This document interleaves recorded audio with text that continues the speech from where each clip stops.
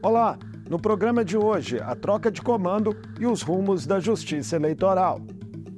A ministra mineira Carmen Lúcia assumiu o Tribunal Superior Eleitoral após o período de maior protagonismo da corte em sua história.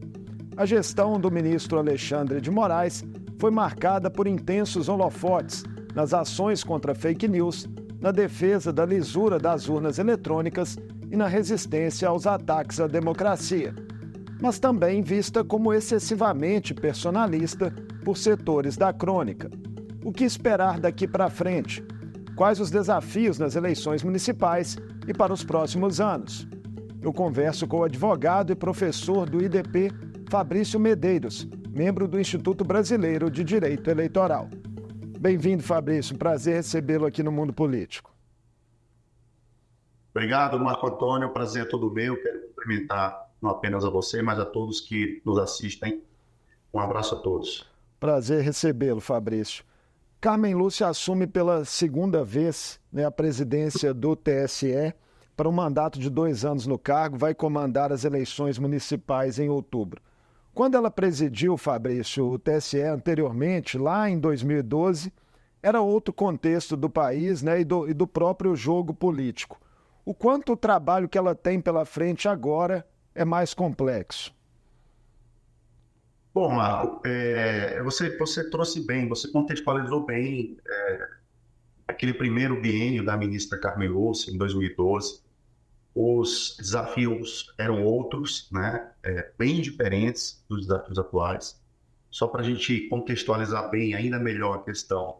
Naquele momento, se tinha, e isso constou no discurso de posse da ministra Carmen Lúcia, em 2012, que se tinha uma preocupação muito grande em relação à morosidade do Poder Judiciário, a necessidade de se garantir imprensa livre, e um terceiro ponto que era, digamos assim, um assunto que estava na crista da onda, que era exatamente a efetiva concretização da lei da ficha limpa.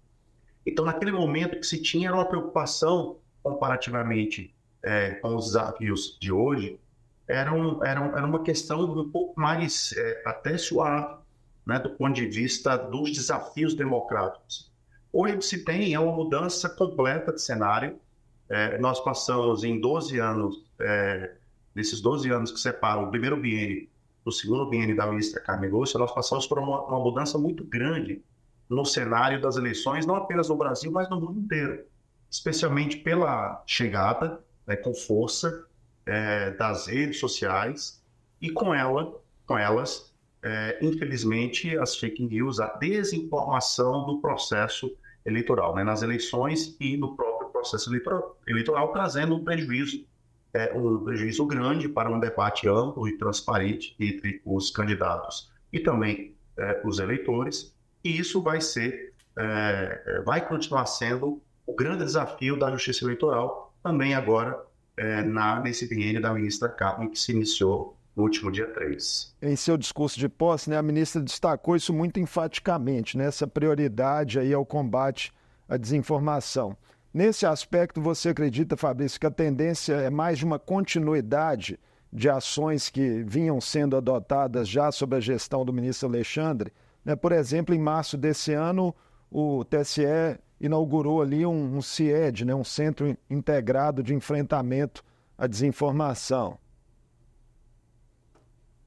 Marco, me parece que nós temos aí, embora os perfis sejam diferentes, o perfil da ministra Carmen Lúcia é completamente diferente do perfil do ministro Alexandre, mas do ponto de vista da produção jurisdicional, das medidas que serão tomadas pelo tribunal, me parece que haverá uma continuidade daquilo que foi já iniciado pelo ministro Alexandre. E por uma questão muito simples. Ambos possuem, sem prejuízo de outros, mas ambos possuem um perfil de absoluta intransigência, e essa intransigência é no bom sentido, no tocante a qualquer tipo de ação temerária contra a democracia.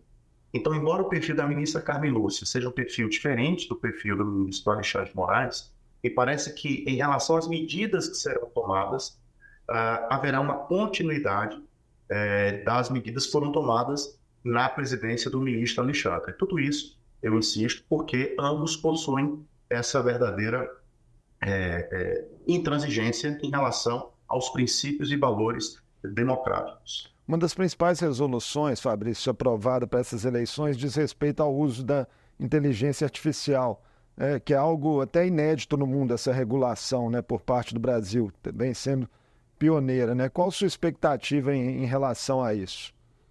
É interessante, né, Marco, que, pra você ter ideia, a comunidade europeia ainda discute o melhor formato de se regular as mídias sociais, as redes sociais.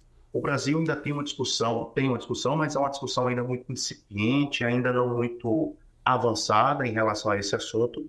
E o ministro Alexandre, no comando da presidência do Tribunal Superior Eleitoral, já introduziu uma resolução, essa resolução, como bem você lembrou, que vai disciplinar a propaganda eleitoral nas eleições de 2024, já introduziu mecanismos de controle e até mesmo de vedação à utilização da inteligência artificial em propaganda eleitoral. Então, a resolução aprovada pelo tribunal, relatada pela ministra Carmen Lúcia, é importante lembrar esse detalhe, né? O ministro Alexandre estava na presidência, mas a relatoria da resolução foi da ministra Carmen Lúcia. Então, essa resolução impede, veda o impulsionamento de propagandas realizadas com inteligência artificial, né? As chamadas deepfakes também, né? As chamadas deepfakes. Deepfakes. Para o telespectador que nos acompanha, né? Para o ouvinte, para quem está nos assistindo, os deepfakes são mecanismos utilizados para você desnaturar, para você retirar a naturalidade do vídeo, da gravação, da mídia que foi produzida. Então, em relação a esse ponto específico, o que a resolução fez foi proibir o deepfake, né, de maneira muito mais clara, muito mais evidente. Claro que dava por interpretação de você chegar a essa conclusão com base nas resoluções anteriores, mas agora a coisa está muito mais clara e evidenciada e criar uma série de limites para a utilização da inteligência artificial. Tudo isso, repito, quando não se tem na legislação produzida pelo Congresso Nacional, algo específico em relação a essa temática, mas o Tribunal Superior Eleitoral se antecipou e, mirando na preservação das eleições limpas, transparentes e num debate mais franco e com base em verdades, o Tribunal se antecipou e introduziu essa questão justamente na resolução que vai disciplinar a propaganda eleitoral agora para 2024. Fabrício, o aspecto peculiar dessas eleições municipais no Brasil, né, que tem muitas cidades ali de pequeno porte, né, pode ser um complicador nessa batalha contra a desinformação? Marco, veja, eu tenho uma visão em relação às eleições municipais um pouco mais otimista em relação a esse ponto. Porque é verdade que a gente vai ter várias eleições acontecendo ao mesmo tempo, mas a Justiça Eleitoral vai estar muito mais próxima dos acontecimentos por meio do juiz ou juízes eleitorais do que se a gente considera uma eleição presidencial, que é tocada, né, que é dirigida pelo Tribunal Superior Eleitoral. Então, eu vejo com otimismo essa eleição de 2024 em relação a essa temática, porque a proximidade do julgador com os fatos, em relação aos fatos, pode trazer, e aí considerando todas essas resoluções que foram aprovadas, uma velocidade maior na resposta da Justiça Eleitoral a esses fatos, tudo isso pode trazer uma muito mais efetiva e muito mais célere providência a ser eventualmente tomada pela Justiça Eleitoral. Os juízes vêm sendo capacitados, inclusive, né, pelos tribunais regionais, eleitorais, tem havido essa preocupação. Sem dúvida. Quando ainda da presidência do ministro Alexandre de Moraes, foi celebrado também um acordo de cooperação entre vários organismos estatais, entre várias organizações estatais, exatamente para propiciar uma maior intercomunicação entre esses organismos e uma tomada de providência um pouco mais rápida e célere, porque a gente sabe muito bem, né, a experiência mostra que qualquer minuto, qualquer meia hora, uma hora de propaganda irregular nas redes sociais pode trazer um prejuízo muito grande para o debate e uma replicação desenfreada dessas mídias, potencializando ainda mais esses embaraços para o processo eleitoral. Há informações de bastidores, Fabrício, de que uma outra preocupação da ministra Carmen seria uma atuação mais incisiva da Justiça Eleitoral para garantir a liberdade de voto aos presos provisórios no país. Seriam providências no sentido de blindar ali uma possível influência do crime organizado, né, na escolha de candidatos. Lembrando que detentos provisórios representam 44% da nossa atual população prisional. Como que a justiça consegue atuar em um vespeiro desse, né? São ambientes complicados ali, né, já por natureza. A Justiça Eleitoral ela pode atuar nesse ambiente, como você mesmo disse e bem disse, muito complicado, muito tumultuado do ponto de vista democrático, de duas formas. Primeiro, tendo um cuidado ainda maior quando da análise dos registros de candidatura, né? Porque, eventualmente, a gente não pode ignorar isso, né? Claro que a gente não vai tomar como premissa, mas é possível, infelizmente, que nós tenhamos candidatos que pleiteiam o seu registro de candidatura que tenham algum tipo de ligação com o crime organizado.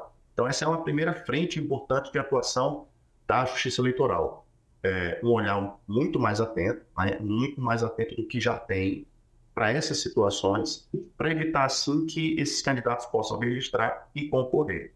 E uma outra frente, aí sim, já mais próxima da população carcerária que tem direito a voto, porque são os presos transitórios, né? Que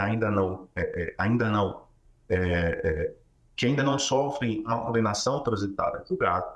Em relação a esses, o cuidado deve ser de, primeiro, proporcionar amplo acesso para a votação, né, disponibilizando cabines de votação endereçáveis, urnas, e fazendo com que essas urnas e essas cabines possam ficar de forma mais ampla e desembaraçada, distante de qualquer tipo de pressão que esse detento poderá vir a sofrer dentro do estabelecimento prisional. Então, seriam essas duas frentes que casadamente poderiam dar a essa população, que não é pequena, como você mesmo disse, como os números revelam, o direito lígimo, sagrado, de exercer o direito, a fundamentalidade do voto. Fabrício, queria conversar com você agora um pouco sobre o legado da gestão do ministro Alexandre, né, que vem sendo alvo aí de debates públicos na imprensa. Quais pontos merecem maior destaque na sua visão desse biênio em que esteve à frente do TSE, o ministro Alexandre, né, que foi marcado aí por um intenso protagonismo da Corte na vida institucional do país? Marco, antes de tudo, é bom que se diga que, antes de falar do legado, o ministro Alexandre sofreu e ainda sofre críticas pela atuação até certo ponto personalíssima, né, nesses 2 últimos anos, especialmente na condução do processo eleitoral de 2022. Quer me parecer que, independentemente do presidente ou da presidenta de 2022, né, das eleições de 2022, independentemente de quem fosse, a crítica viria. Porque foi um momento extremamente conturbado, eu diria até que único da nossa história, pelo menos recente, pós-Constituição de 88, com certeza, né? Mas se a gente parar para pensar aqui numa análise um pouco mais abrangente, a gente vai vai ter dificuldade para encontrar um parâmetro, né, de um momento tão conturbado como foi esse 2022. Então, eu quero dizer inicialmente que, pelo menos para mim, independentemente de quem estivesse presidindo o Tribunal 2022, a crítica viria da mesma forma. Então, de fora a parte essa questão, né, de uma atuação mais personalíssima, mas que foi exigida exatamente pelas circunstâncias do ministro Alexandre, em termos de legado, a gente comenta, todo mundo vai continuar reconhecendo exatamente essa preocupação, a poluição, né, digamos assim, do debate público. Então, a eliminação ou a minimização dos efeitos das chamadas fake news no processo eleitoral, a diminuição de uma discussão feita em bolhas, de maneira artificializada pela utilização de algoritmos em redes sociais. Então, toda essa preocupação que foi combatida pelo ministro Alexandre de Moraes enquanto presidente do tribunal, por meio de decisões por meio de atos regulamentares, por meio de acordos que foram celebrados. Tudo isso vai ser, sem dúvida nenhuma, o principal legado por ele deixado. Agora, é preciso também não esquecer um outro ponto importante que, pelo menos, não vem sendo, a ele não vem sendo dado o esperado reconhecimento, que é a atuação, que foi a atuação do ministro Alexandre, uma atuação condizente com o seu perfil, enérgica, mas colada com o que diz a legislação e a Constituição, em relação às candidaturas fictícias. Nós tivemos um avanço muito grande em relação a essa temática, tendo sido, inclusive, no final da gestão do ministro Alexandre, produzida uma súmula, que é a súmula número 73, pelo TSE, em que o entendimento em relação às candidaturas fictícias terminou sendo consolidado pelo tribunal. E isso significou o quê? Significou uma resposta importante do tribunal, que vai ser observada e que vai ser seguida a partir de agora, em relação à necessária observância das cotas femininas, permitindo assim um acesso mais facilitado, mais desembaraçado das mulheres ao poder, algo que a gente não tinha até então acompanhado de modo muito efetivo. Para além dessa atuação à frente do TSE, Fabrício, o ministro se destacou também, né, o ministro Alexandre, na condução do inquérito das fake news no STF. Por tudo isso, muita gente, nas referências elogiosas, considera ele uma figura central para a preservação da democracia do país.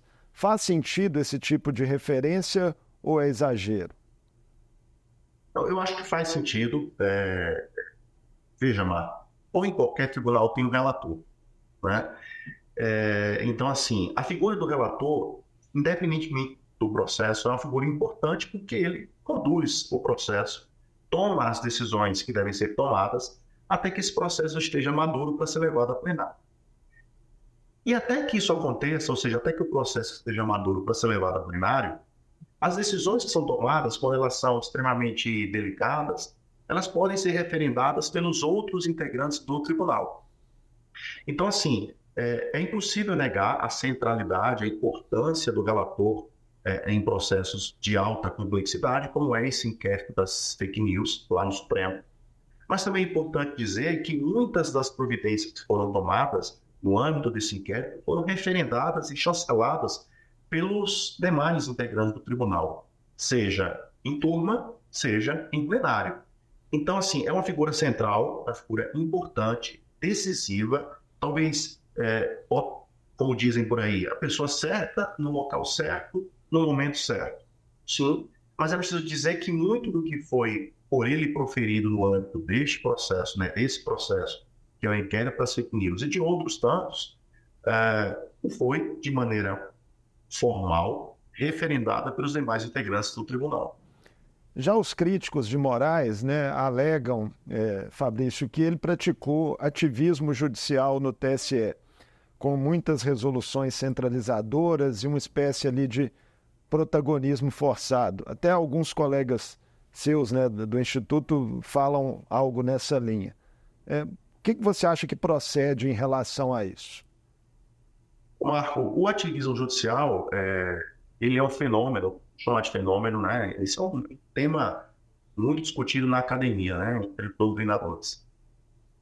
Mas eu vou chamar de fenômeno. É um fenômeno que nasce em função de uma característica muito própria da Constituição de 88, que empoderou, que primeiro trouxe uma série de princípios, normas abertas, diferentemente dos preceitos, que são normas muito mais fechadas, muito mais objetivas.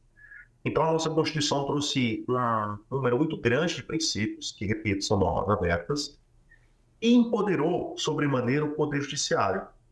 Então, o fenômeno do ativismo judicial não é um fenômeno de hoje, não nasceu com o ministro Alexandre, não vai ter continuidade com a ministra Carmen Lúcia, eu estou apenas comentando. Mas é algo que vem acontecendo desde 1988, em função das características da nossa Constituição de 88. Então, assim, o que a gente percebe é que há, sim, por parte do Poder Judiciário, em algumas situações, uma ação um pouco mais proativa em relação à concretização de determinados direitos previstos na Constituição, especialmente direitos fundamentais.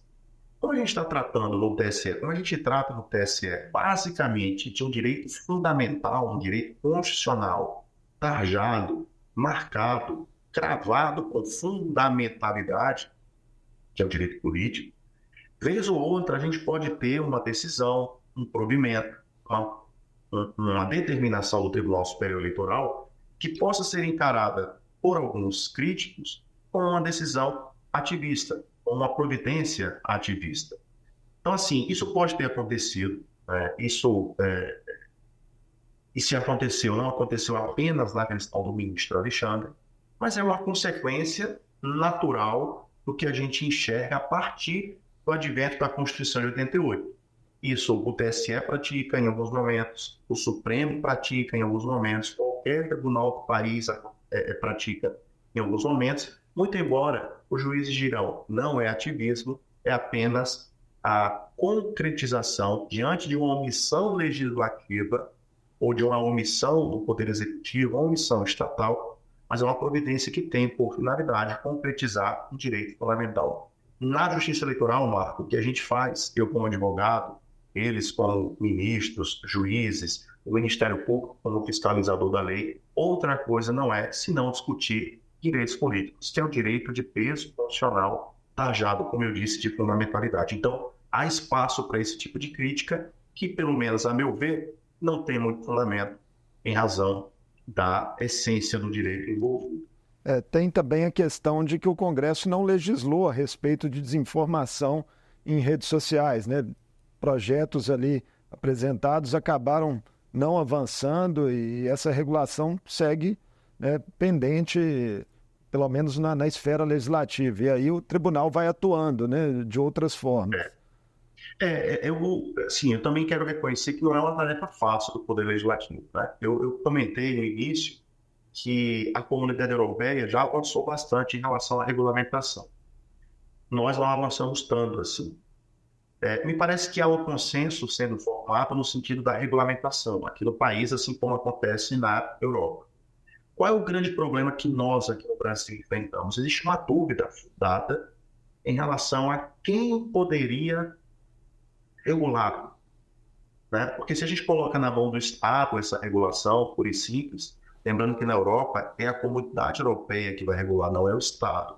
Aqui a gente não tem essa figura, né? Então, alguns dizem, não, o próprio Estado vai regulamentar isso aí. Mas aí a gente pode cair num dilema, numa dúvida também fundada, em relação à isenção do Estado para fazer esse tipo de controle.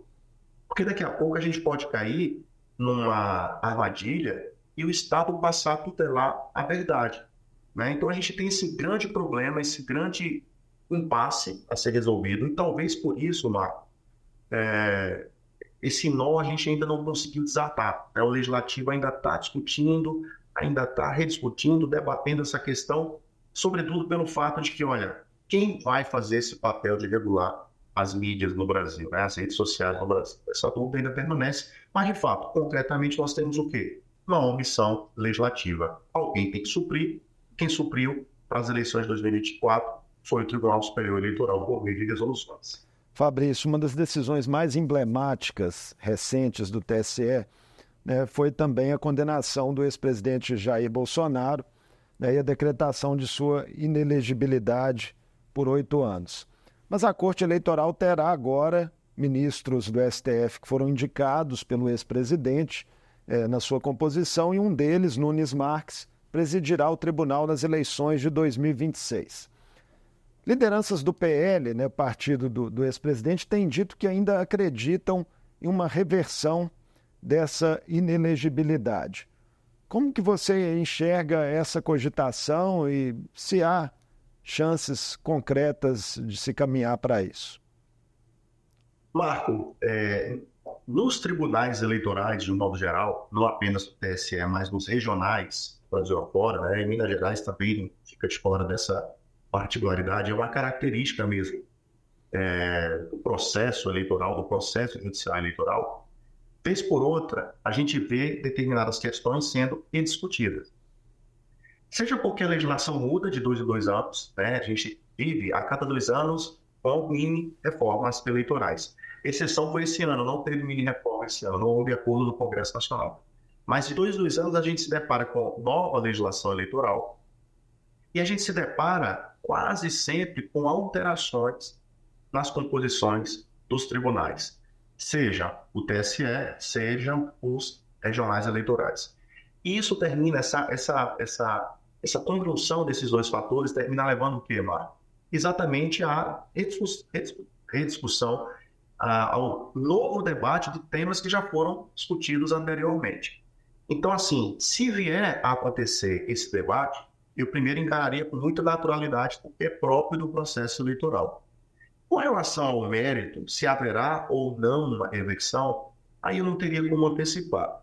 Mas que eu encaro com naturalidade. É possível que haja uma nova discussão sobre a temática? Isso é possível. E se vier a acontecer, não será a primeira e nem será a última vez.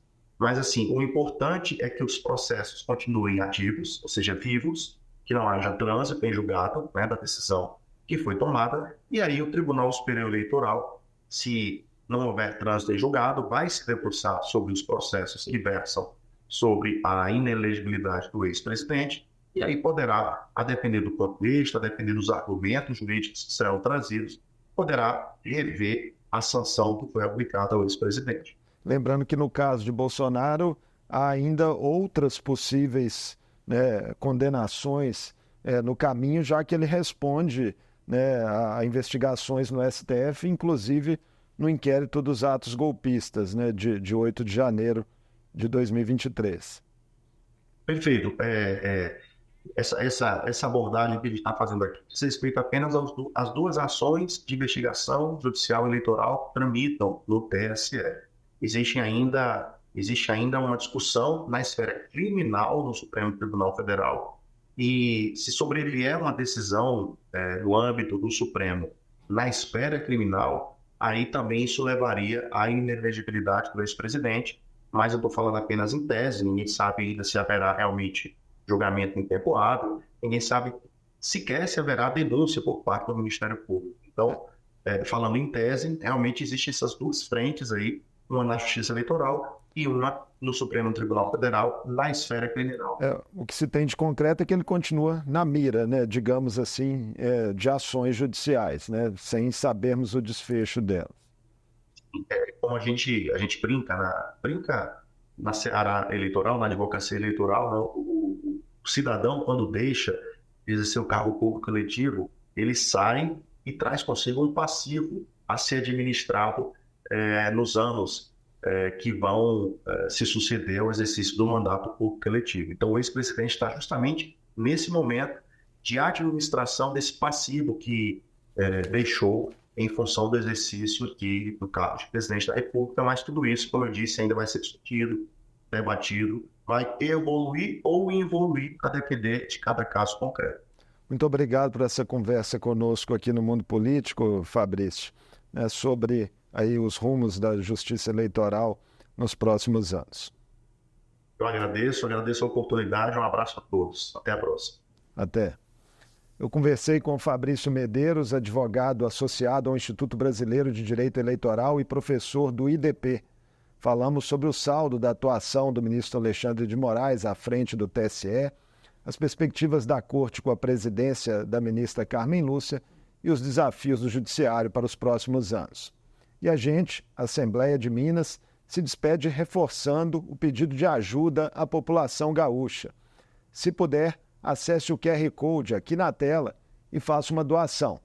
O Pix SOS Rio Grande do Sul é o CNPJ 92-958-800/1000 ao contrário, dígito 38, em conta do Banrisul. E não deixe de conferir o destinatário. O Mundo Político fica por aqui.